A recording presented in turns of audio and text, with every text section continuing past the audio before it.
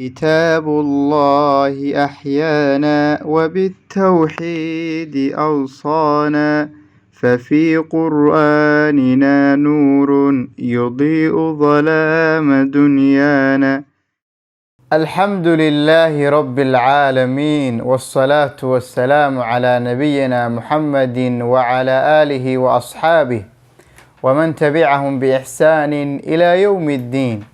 وعشركي كنتناد قيبتي اللباد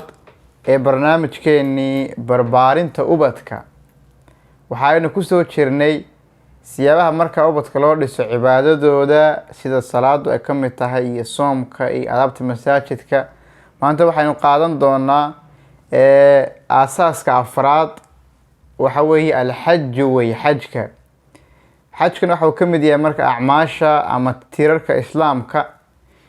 sidoo kale waxa uu kamid yahay sida maxay soomkii oo kale waa maxay salaadii oo kale ilmaha loogu tababarayay ama marka loogu dhisay cibaadadiisa marka.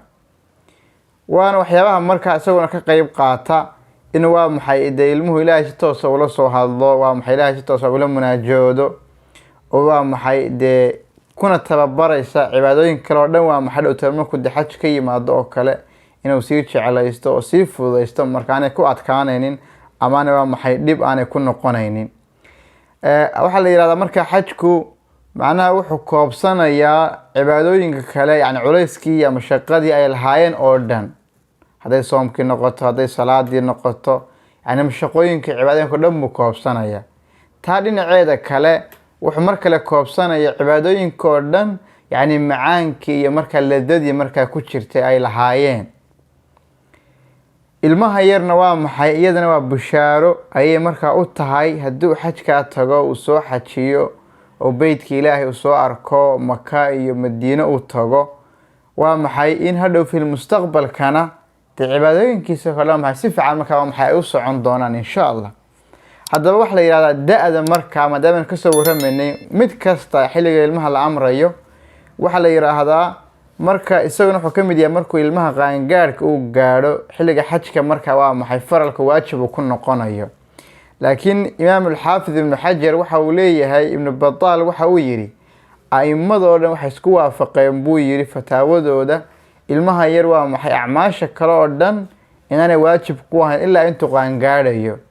xajka marka laga soo reebo buu yiri xajka haddii laga soo reebo oo hadduu soo xajiso aan qaangaarin tadawucan buu noqonayaa marka sunno ayuu markaa waa maxay uu noqonayaa marka. taa waxa markaa iyadoo kale noo sii cadaynaysa ilmaha xilligu qaangaarayo xadiiska marka ibn Abbas uu warinayo ayaa markaa nabigu waxa uu leeyahay calayhi salaatu wassalaam ayuma sabiyin xajja, yani ilmo kastoo xajiya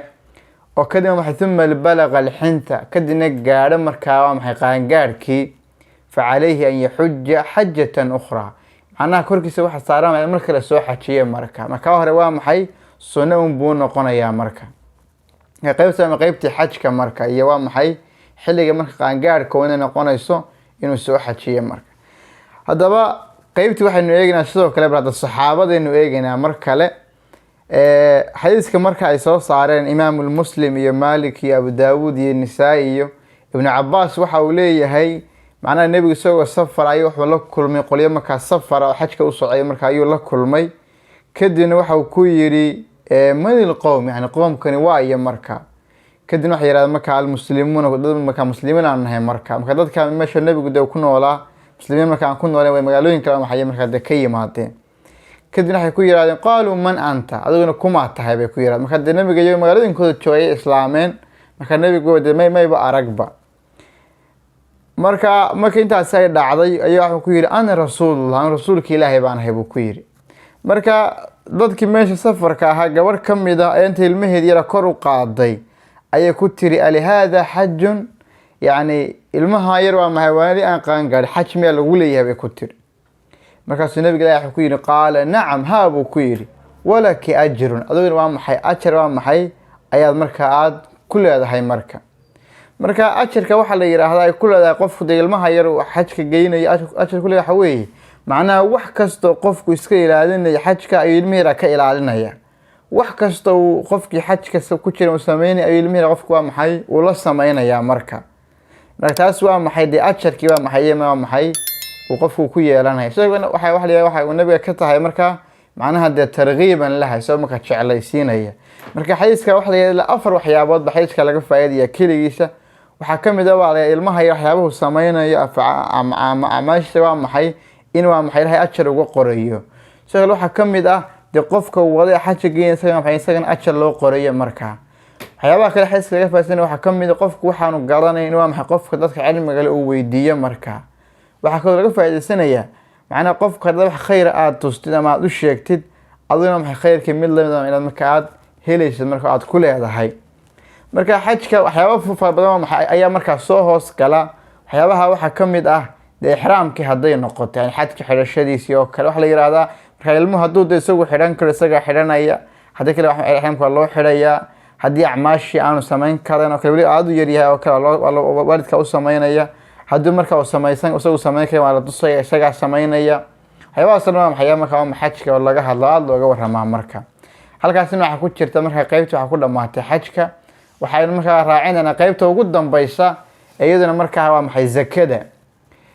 zakada iyaduna waxa la yiraahdaa waa aasaaska marka iyaduna diinta ay ka mid tahay ama tiirarka islaamka uu ku taagan yahay marka waxa la yiraahdaa sida marka isku waafaqeen de aimada waa maxay Maalik iyo Shaafici iyo Imaam Ahmed marka Imaam Abu Hanifa laga soo saddexaas waxay leeyihiin macnaha waxa waajib ku ah ilmaha yar waa maxay ilmaha markuu yar yahay iyo qofka waalanba in zakadii waa maxay laga bixiyo marka zakada laga bixiyo waa zakatul maalka marka zakada marka waa maxay maalka weeye marka Imaam Abu Hanifa waxa uu isagu leeyahay isaga laga bixin maayo taan waxay kaga jawaabeen marka ay yiraahdeen macnaha zakada isagu waxa uu lahaa marka maadaama iyaduna ay amal tahay uu sameeyay ilmi waa maxay amal ay tahay waxa maadaama qofku aan ahay wax jirka uu ka sameeyo salaadii oo kale laakiin ay tahay wax qofku maal ka bixinayo waxa dhigay marka waa maxay waa laga qaadaya marka ilmaha xoolaha hadii la xoolo haysto zakada laga bixinaya marka waxay marka u dirishay aayadaha quraanka Ilaahay uu leeyahay khudh min amwalihim sadaqatan tudahiruhum wa tuzakkihim biha wa salli alayhim hadii ilmaha xoolaha haysto zakada maxaa laga sii bixinaya marka halkaasina waxa raacaysa marka zakatul badan yani zakada marka ilmaha jirkiisa uu ka bixinayo waa zakada marka naqaan marka zakatul fidriga marka xadiiska marka uu werinay ibn Umar ayaa waxa uu leeyahay nabigu kaleey salaatu wasalaam yani waxa uu ku falaya zakatul fidri waxa uu ku waajibiyay in laga bixiyo waa maxay saacan min tamrin aw saacan min shaciirin wuxuu ku waajib yeelay macnaha adoonkii qofka xorta qofka labka qofka dhadiga ilmaha yar qofka weyn macnaha nabigu inta wuxuu ku waajib yeelay zakatul fidri waa maxay marka bixiyaan waa maxay ayaa marka laga rabaa intaasiba waxa laga rabaa maxay saacan min tamrin aw saacan min shaciirin marka saaca waxa la waxay noqonaysaa marka ilaa 3 kiilo marka ama 2 kiilo iyo badh inay marka hayaan wali waxay ka bixinayaan waxyaabo marka loo yaqaan quutiga marka waxyaabo dadka meesha beledka jooga marka isticmaalaan dadka sidoo bariiska ugu badan oo kale waxyaabo marka ay isticmaalaan oo dadku ay marka ka bixin marka timirta oo kale miisaanka aad buu uga culus yahay hadana burka ka sii culus hadana bariiska ka sii culus marka 2 kiilo iyo badh ama 3 kiilo marka ayaa laga bixinaya ilmihii yaraa qofkii weynaa qofkii labka ahaa qofkii la diga intaba marka zakada fidr waxa la yiraahdaa marka waxa ku jira laba faa'iido ku jirna waxa weeye macna qofka soo soomana waxa dambi ka yahay inuu kaga dhaafo iyo waa maxay marka noqoto qofka miskiinka ah wuxuu marka maalinta iida iyo farxadda marka waa maxay isaguna ku iido ama uu samaysto ama waa maxay uu isticmaalo ayaa marka iyadana ku jira waa maxay qoonta marka masaakiinta iyo qofka waa maxay dambi ka yahay inuu kaga dhaafo inta ku jirta marka halka waxay noogu dhamaatay siyaha ubadka marka loo dhisayo cibaadada marka aan ka soo wadanay salaada qaabka loo bari qaabka loo jeclaysiinayo masaajidka iyo ubadka hadana soomkii min ku xajisiinay hadana xajkii iyo zakadii marka laba qayb zakatul maalka iyo zakada marka jirka ama zakatul fidriga loo yaqaan marka lixdaas waxa ka mid yihiin siyaha marka ubadka loo dhisayo loo jeclaysiinayo cibaadada marka halka waxay noogu dhamaatay marka qaybtii labaad ee marka dhisida ubadka cibaadadooda إنسان كويس كان إن شاء الله تعالى والله سبحانه وتعالى أعلى وأعلم.